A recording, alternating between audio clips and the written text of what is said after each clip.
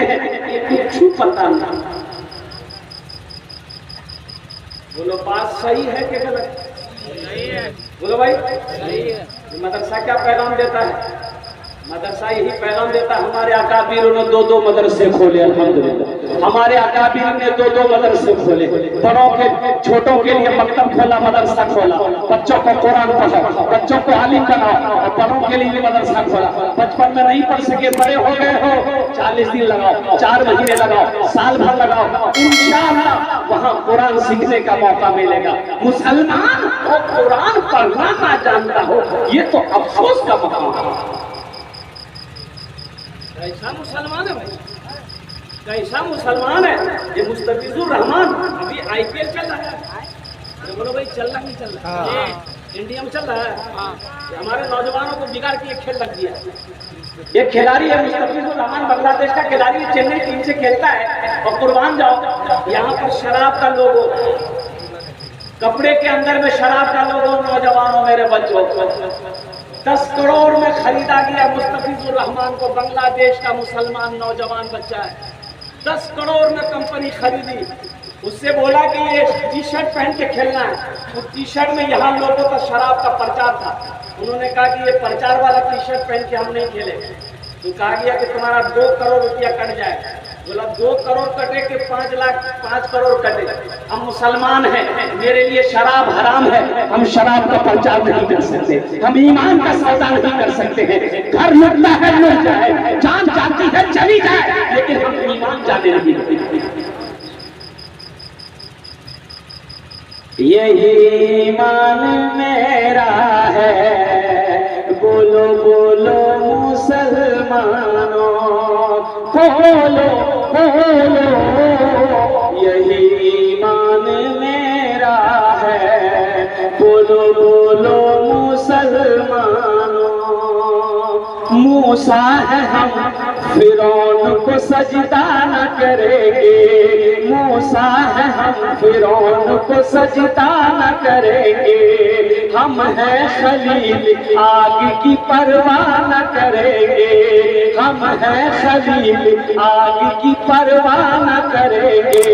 पूजे हल अगर तुम हो हम भी लाली हैं, पूजे हल अगर तुम हो हम भी लाली हैं।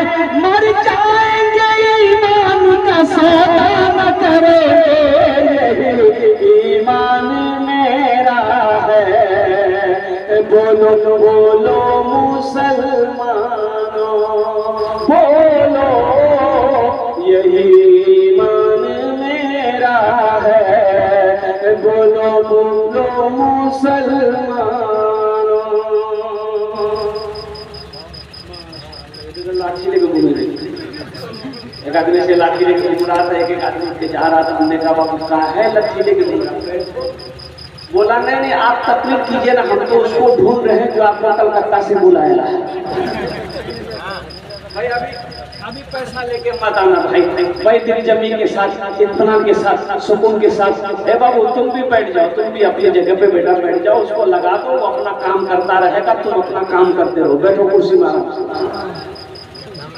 अपने ईमान को मजबूत बनाओ, अपने बच्चे को कुरान पढ़ाओ। मौलाना वली रहमतुल्लाह अलैह खान का मुंगेर, अल्लाह हजरत के दर्जात को बुलंद फरमा दे, आमीन बोला अल्हम्दुलिल्लाह। ये उड़ीसा की सरजमीन पे एक इजलास था, अल्हम्दुलिल्लाह कम से कम 50,000 का मजमा होगा। आपने फरमाया उड़ीसा के गरीब मुसलमानों, हर घर में कम से कम एक हाफिज कुरान होना चाहिए। हर घर में कम से कम एक हाफिज कुरान होना चाहिए, एक आलिम दीन होना चाहिए। इसलिए कि जन्नत में ले जाने वाला कोई ना कोई तो होना चाहिए। जन्नत में ले जाने वाला कोई तो होना चाहिए ना, कि हाथ को पकड़े जन्नत में लेकर चला जाए। अरे कोई तो होना चाहिए ना। तो एक हाफिज कुरान 10 आदमी को जन्नत में लेकर जाएगा। कितने को लेकर जाएगा? बोलो भाई कितने को लेकर जाएगा? अच्छा एक वकील साहब कितने को लेकर जाएगा? बोलो भाई मास्टर साहब प्रोफेसर साहब, एक हाफिज कुरान 10 आदमी को जन्नत में लेकर जाएगा, और एक आलिम दीन कितने को लेकर जाएगा? एक हाफिज कुरान 10 को लेकर जाएगा, तो एक आलिम दीन कितने को लेकर जाएगा? तो उलमा फरमाते हैं कि एक आलिम दीन 400 आदमी को जन्नत में लेकर जाएगा। सुभान अल्लाह बोला था माशाअल्लाह। एक आलिम 400 आदमी को जन्नत में लेकर जाएगा। नौजवानों, मेरे भाइयों, ये दुनिया खेल की जगह नहीं है, तमाशे की जगह नहीं है। इसलिए अपने बच्चे को कुरान पढ़ो, अपने बच्चे को दीनी तालीम से आरास्ता करो। अरे कम से कम कुरान पढ़ा दो, कम से कम मर जाओगे तो यही बच्चा कुरान पढ़कर दुआ कर देगा, शायद अल्लाह कुरान की बरकत से आपके गुनाहों को माफ करेगा। पढ़ो तो सही, कुरान पढ़ो तो सही। अल्लाह के रसूल ने इरशाद फरमाया, उस घर में कभी फाका नहीं होगा, नहीं आएगा जिस घर में सूरह वाक़िया की तिलावत हो जाए। उस घर में कभी फाका नहीं होगा। मौलाना सज्जाद अमानी साहब रहमत बरकातहू फरमा रहे थे कि मेरा बचपना था, मैं मदरसे में पढ़ने आया करता था, मेरी माँ 2 रुपया मुझे दिया करती थी मदरसे का खर्चा। असर की नमाज पढ़ के निकला तो देखा मदरसे के दरवाजे पे एक पैर का एक अपाहज बैठा हुआ है। ओ लोग आते रहे जाते रहे, लेकिन उसकी किसी ने मदद ना करी। मगरिब का वक्त हो गया, वो बेचारा लगना आदमी उठा, फिर अपना जिधर से आया था चला गया। दूसरे दिन फिर असर की नमाज पढ़ के निकला, फिर मदरसे के गेट पे देखा बैठा हुआ है, किसी ने मदद ना करी। तो आपने दिल में सोचा कि कल मैं इस गरीब की जरूर मदद करूंगा। मुझे मेरी माँ 2 रुपया देती है, मैं 4 रुपये मांगूंगा और इंशाल्लाह मैं 2 रुपये अपनी माँ से ज्यादा लाकर इस गरीब की मदद कर दूंगा। मुसलमानों, आप फरमाते हैं कि जब मैं मदरसा तीसरे दिन आने लगा तो मेरी माँ ने 2 रुपये मुझे निकाल कर दी। बेटा सज्जाद, ये 2 रुपये ले ले। तो मैंने कहा कि अम्मी जान, मुझे 2 रुपया नहीं, आज मुझे 4 रुपये चाहिए। तो माँ कहने लगी, बेटा तुम्हें पता भी है कि 2 रुपया मैं कितना मुश्किल से तेल के इंतजाम करती हूँ बेटा। हाँ, 4 का क्या होगा? तो मौलाना सज्जाद अमानी साहब ने फरमाया कि अम्मी जान, मैं 3 दिन से देख रहा हूँ कि मदरसे के दरवाजे पे गरीब आदमी एक पैर का अपाहिज आदमी बैठा हो, उसकी किसी ने मदद ना करी। इसलिए मैंने सोचा कि आपसे पैसा लेकर मैं उस गरीब की मदद कर दूंगा। माँ का इतना सोचना था, आंखों से आंसू जारी हो गए। माँ कहती है कि मेरा बेटा सज्जाद जरा आगे आओ।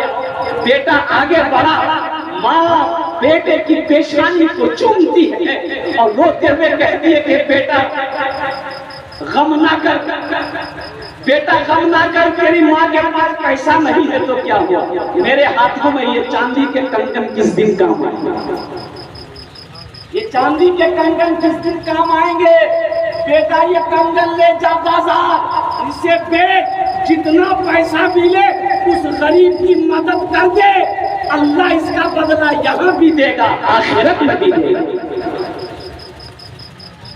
वही बेचा गया, जितना पैसा मिला आपने अपने जेब में रख लिया। वक्त का इंतजार करने लगे कि असर का वक्त हो, और फिर मदरसे के गेट पर मजदूर आदमी मिल जाए, बेचारा वापा हज मिल जाए, उसकी मैं मदद कर दूं। जैसे नमाज पढ़ के निकले, बचपना था, देखा कि वो गरीब आदमी बैठा हुआ, बड़े खुश हुए, पॉकेट में हाथ दिया, जितना पैसा था निकाला और निकाल कर यूं पेश किया कि बाबा ये ले लो।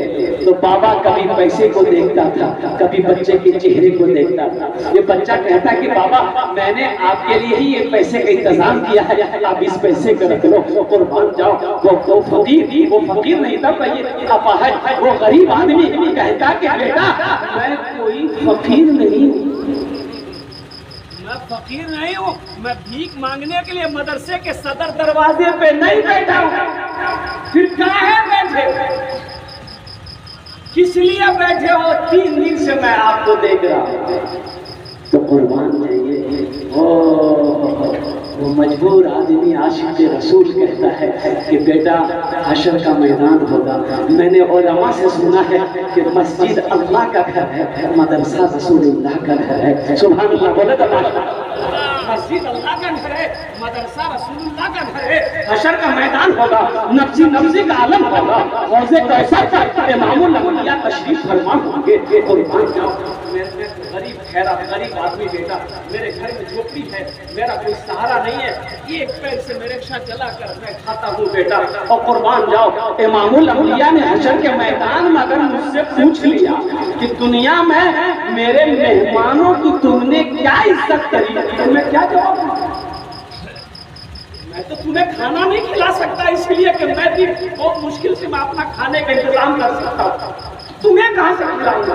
बेटे मैं तुम्हें कपड़ा नहीं पहना सकता हूँ बेटा, इसलिए मैं इसलिए से मदरसे के दरवाजे पे बैठा हूँ, 1 घंटा अपना कीमती वक्त निकाल कर बैठा हूँ कि तुम लोग मदरसे से बाहर निकलो, अंदर जाओ, ताकि तुम लोग के चेहरे का दीदार कर लो। हशर के मैदान में अगर मुस्तफा कायनात ने पूछ लिया तो हम कहते हैं या रसूल अल्लाह, हम तो गरीब आदमी थे, हम आपके मेहमान को खाना नहीं खिला सके, कपड़ा नहीं पहना सके, लेकिन अपना कीमती वक्त निकाल कर उसके चेहरे का दीदार कर दिया।